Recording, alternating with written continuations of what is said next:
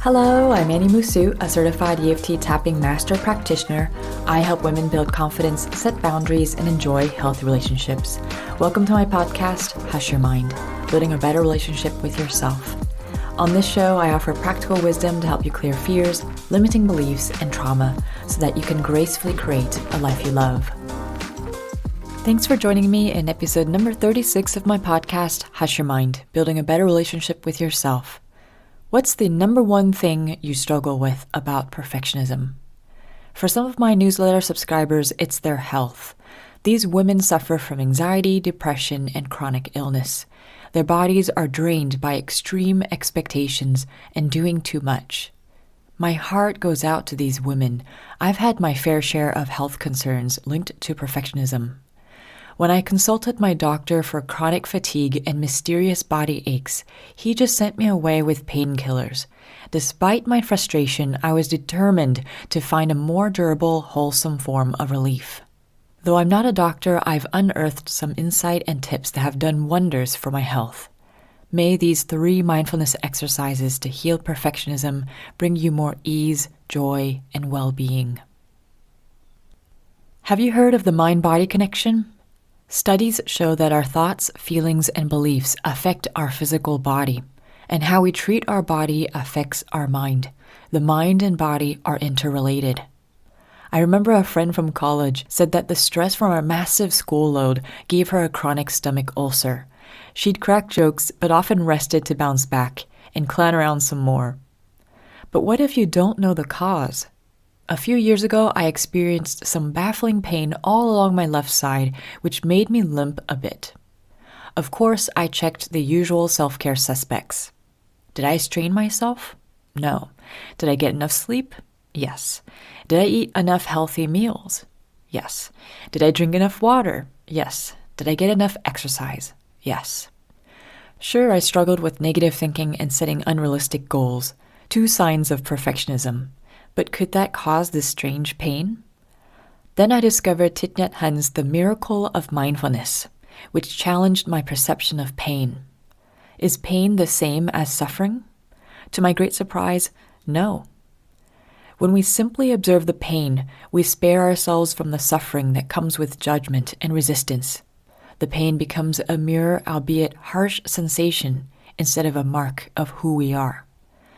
Shining our awareness on aching body parts can thus improve the quality of life even for those in chronic pain.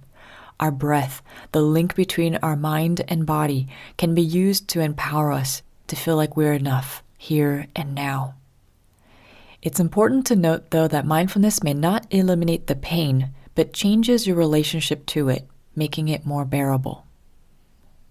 My doctor never found the cause of my pain, though I wouldn't be surprised if perfectionism played a role. Over time, pursuing impossible standards, worrying about what others think, and beating yourself up can lead to chronic stress and burnout. And chronic stress from any source wears down your mind and body. Not all stress is bad, though. It can help you avoid danger, give a talk on stage, or manage a conflict. But after a fight or flight reaction, our bodies should naturally relax. If we experience severe, frequent, or prolonged stress, it impairs our mental and physical health, according to Healthline. Mindfulness meditation teacher Jon Kabat-Zinn recommends doing this body scan exercise to manage stress and pain. Here are the essential steps. Step number 1, lie on your back. Step number 2, focus on your belly, rising and falling as you breathe. Step number 3, concentrate on a body part, for example, your left foot. Notice any sensations. Acknowledge any pain and accompanying thoughts and emotions without judgment. If your mind wanders, gently bring your attention back to the body part. Step number 4, proceed to your left ankle and repeat step 3. And step number 5, do this exercise with each body part.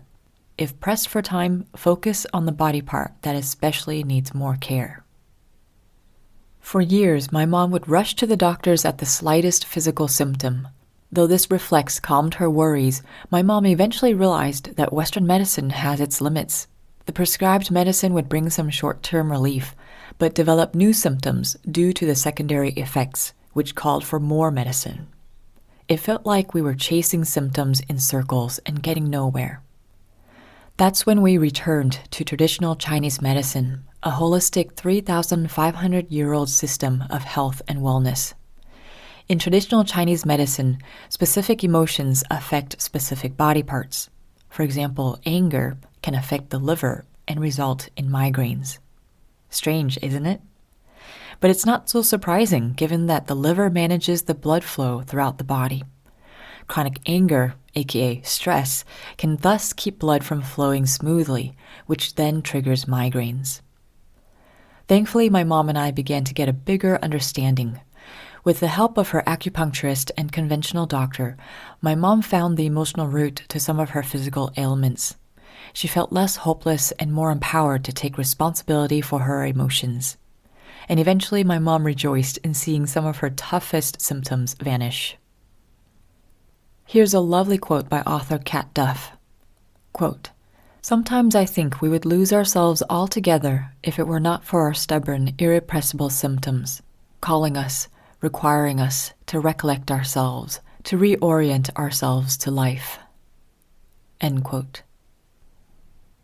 Please seek professional care if need be.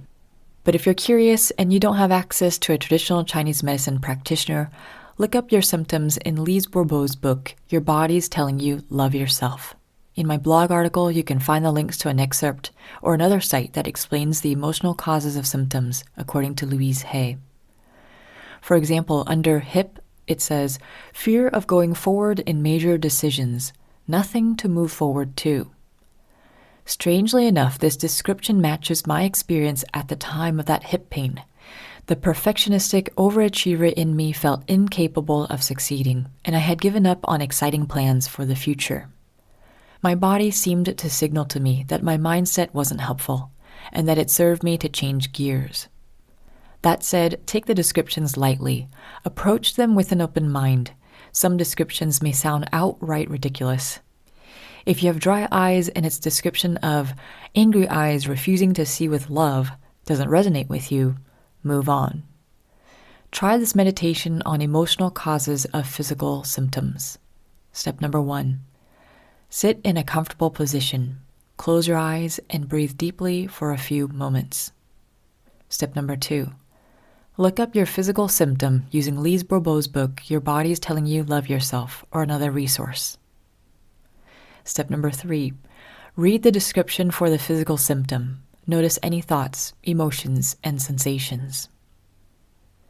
Step number 4. Contemplate these questions while breathing deeply. Does the description match my experience? You might have to search a bit, but don't force yourself into the description either. Do I feel any resistance? Am I judging myself? What if the description were true? In step number 5, look up other physical symptoms if applicable, and repeat step 3 and 4. After the meditation, you might want to journal about your experience. Let yourself express your feelings so that you can process them and choose your next action steps. Most importantly, please don't blame yourself for your ailment.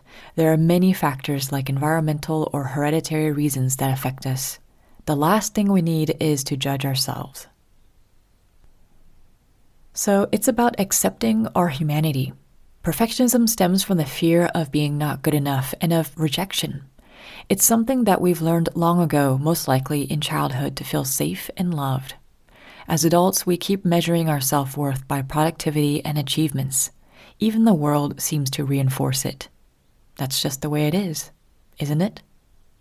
It's unfortunate that when you were little, you had your back against a wall, that you found it necessary to perfect yourself to feel worthy. Did the world spin faster than you could handle, like it did for me? Let today be an opportunity to see yourself in a new light. You're capable of giving yourself the love you need, of healing from past hurts. Allow yourself to believe, even for only a few minutes, the possibility of being another way. Instead of focusing on imperfections, consider mistakes as part of the beauty of your humanity. Mistakes can be blessings in disguise, we learn how to succeed through failure. Give yourself permission to be vulnerable.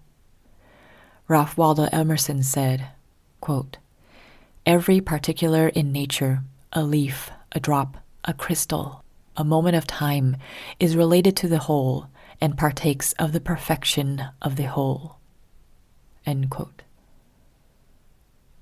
Dr. Erica Hamilton encourages perfectionists to practice self-compassion.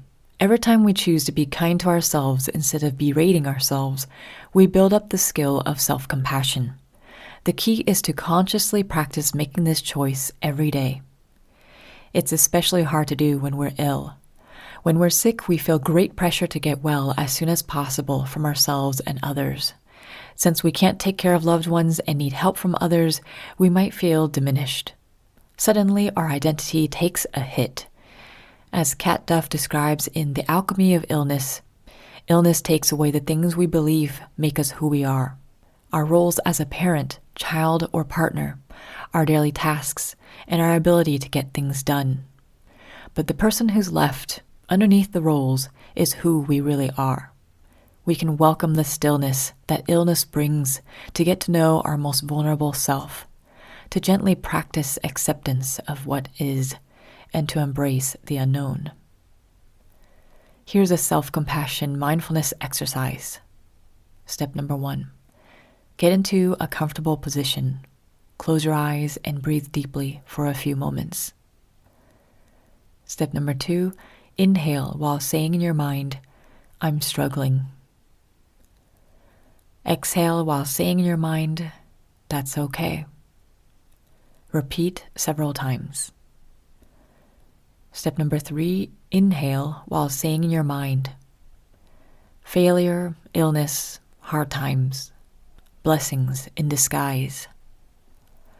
Exhale, "I'm more than my failure, illness, these hard times." Repeat several times. And step number 4, inhale, "May I be kind to myself." And exhale, "May I accept what is." Repeat several times. Feel free to create variants of the phrases. In conclusion, we live in a society that overprizes productivity. Perhaps we've always measured our worth by achievements, success, and hard work without even realizing it. It's not easy to break out of this paradigm. Yet we can work and make room for rest. We can succeed and embrace failure. We can choose to see we're worthy simply because we're alive. Otherwise, our bodies will remind us of our vulnerability and teach us how to live gently with ourselves. In any case, it's an invitation to practice self-compassion. Thank you so much for joining me in this episode of Hush Your Mind. Keep in touch with me by subscribing to my twice-a-month newsletter or following me on Insight Timer. And if you'd like some personalized support, book a free call at hushyourmind.com/coaching. The links are in the show notes. May you have the courage to love and accept yourself. Be well and take care.